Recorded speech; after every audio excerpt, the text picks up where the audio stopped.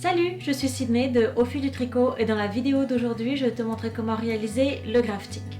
Le grafting est une technique qui permet de joindre de manière invisible deux morceaux de tricot.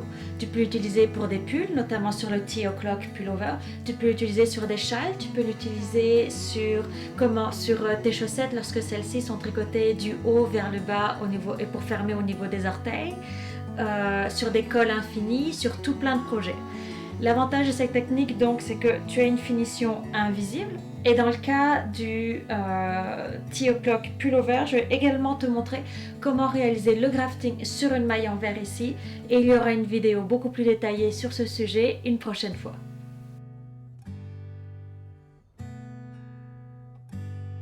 Le Tea O'Clock Pullover est un pull qui se tricote un peu comme le double face. Il va se tricoter d'une manche, tricoter jusqu'au centre de l'avant et du dos, mettre les mailles en attente, puis ensuite tricoter le côté droit et à nouveau mettre les mailles en attente, de manière à avoir les deux dessins de dentelle qui se font face.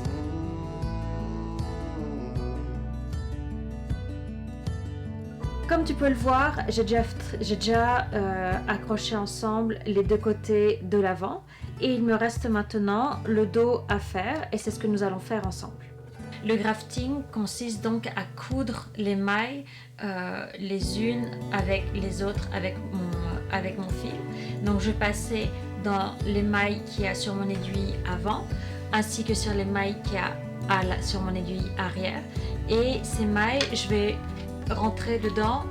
Je vais vous préciser à chaque fois s'il faut rentrer dedans comme une maille en droit ou comme une maille en vert. J'ai repris toutes mes mailles, elles sont maintenant sur deux aiguilles distinctes, ici. J'ai le même nombre de mailles sur mon aiguille avant et sur l'aiguille arrière. Et maintenant je vais prendre une aiguille pour coudre et je me suis coupé un peu plus que 3 longueurs de couture. 3 et un petit peu plus. Et j'ai aussi un crochet à disposition au cas où mon grafting soit trop lâche pour resserrer les mailles au fur et à mesure. Donc j'ai bien le même nombre de mailles sur mon aiguille avant et sur mon aiguille arrière. Mes deux côtés en vert se font face et j'ai bien les deux côtés endroits vers l'extérieur. On est donc prêt à commencer le grafting. On pourrait faire un grafting qui respecte le point de raie que nous avons fait ici, mais on peut très bien faire le grafting en jersey endroit. On verra, la différence ne se verra presque pas. La différence se ne verra presque pas. En revanche, pour la maille en vert qu'on a ici, juste avant le détail de dentelle, on va tâcher d'accrocher les deux mailles en vert et de les coudre comme des mailles en vert.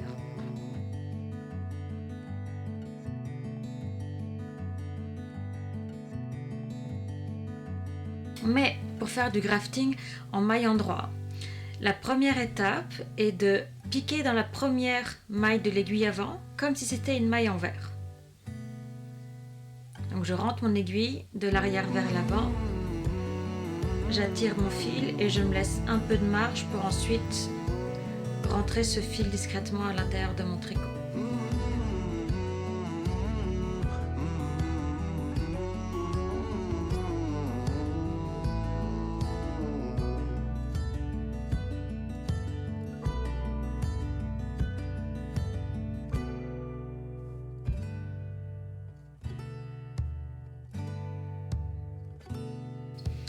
Maintenant que c'est fait, je vais aller piquer dans la première maille de l'aiguille arrière comme si c'était une maille en droit. Donc je pique de l'avant vers l'arrière et j'attire mon fil. Quand je rentre dans mes mailles, je fais en sorte de toujours rester sous mes aiguilles à tricoter afin de ne pas créer de mailles supplémentaires ici en haut.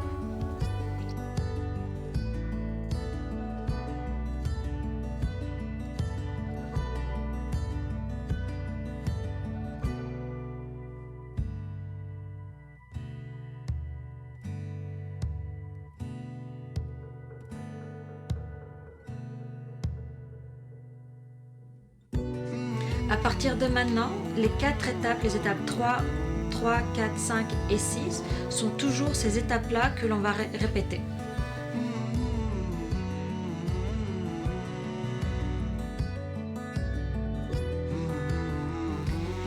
L'étape 3 consiste à venir piquer dans la première maille de l'aiguille avant, comme si c'était une maille en droit. Donc je vais venir piquer dans la première maille de mon aiguille avant, de l'avant vers l'arrière, et retirer la maille de mon aiguille.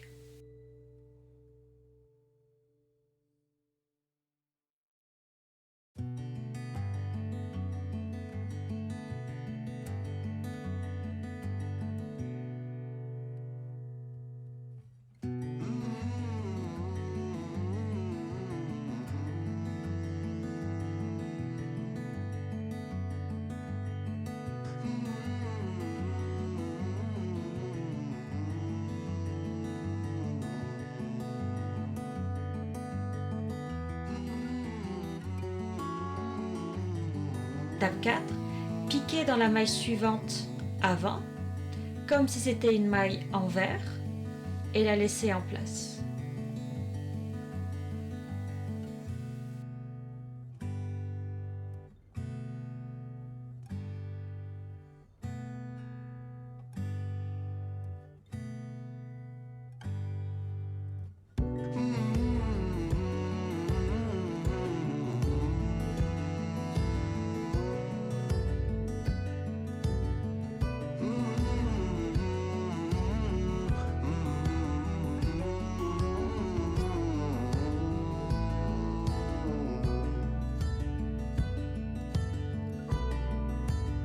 Étape 5, dans la première maille de l'aiguille arrière, piquez dedans comme une maille envers et retirez la maille de l'aiguille. J'ai bien piqué comme une maille envers et j'enlève la maille de mon aiguille à tricoter.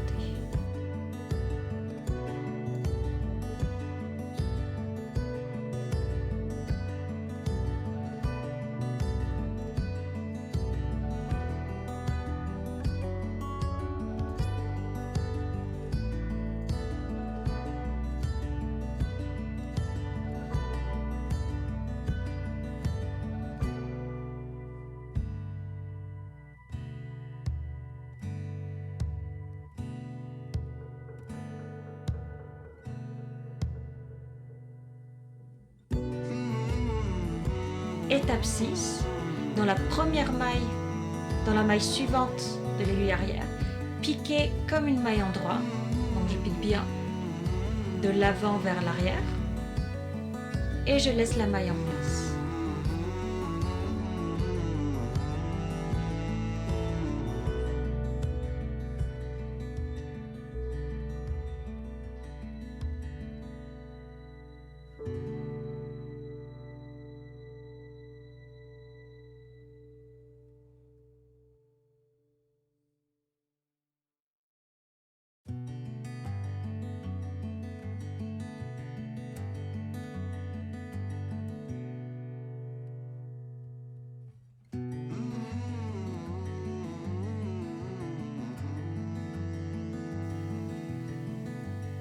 Je viens de faire les étapes 3 à 6. Et maintenant, je vais répéter l'étape 3. Dans la première maille de l'aiguille avant, piquez dedans comme une maille en droit, retirez la maille, je pique dedans comme une maille en droit, je tire mon fil, je retire ma maille, je serre mon fil de manière à essayer d'avoir au maximum des tailles des mailles qui correspondent à mon échantillon. Si ce n'est pas le cas, j'ai toujours mon crochet à disposition pour revenir retravailler les mailles et les resserrer. Étape 4, dans la maille avant suivante, je vais piquer comme si c'était une maille envers et je laisse cette maille en place. Étape 5, dans la première maille de l'aiguille arrière, je pique dedans comme si c'était une maille envers et je retire la maille de l'aiguille. Étape 6, dans la maille suivante à l'arrière, piquez comme dans une maille en droit et laissez en place. Comme si c'était une maille en droit et je la laisse en place. Une maille en droit, On additionne une maille endroit et on la laisse en place.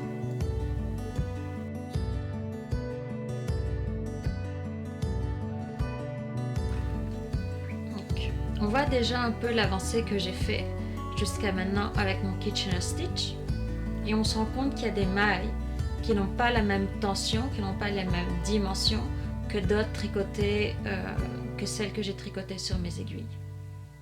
Alors ce que je vais faire, je vais me remettre ici au début et je vais un peu tirer, je vais utiliser mon crochet pour rééquilibrer les dimensions de mes mailles.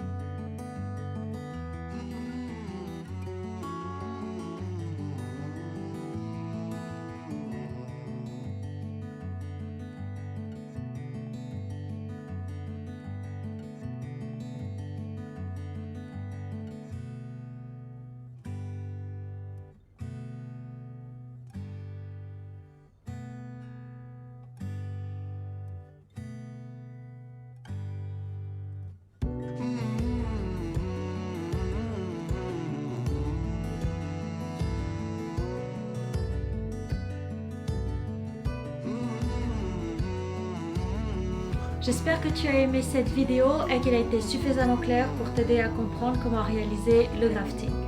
Si tu as des questions, n'hésite pas à les poser en commentaire, je me ferai plaisir d'y répondre. Pour t'inscrire et savoir quand seront publiées les prochaines vidéos, c'est ici, et voir les vidéos déjà publiées, c'est ici. À bientôt!